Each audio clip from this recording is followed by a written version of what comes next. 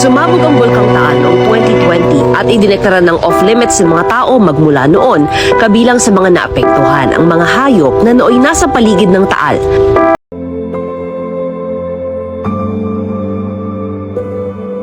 Ang pagputok ng bulkan ay isang paalala ng likas na kapangyarihan ng kalikasan.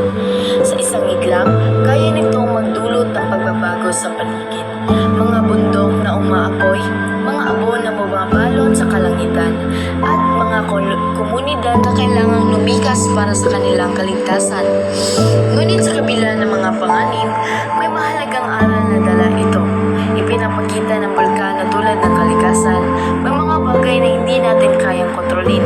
Kailangan natin matutong igalang ang kalikasan, alagaan ang ating kapaligiran, at maganda sa anumang sakuna na maaaring dumating. Tulad ng bulkan, maaaring dumaan tayo sa pagsubok na nagpapaapoy ng ating kalooban.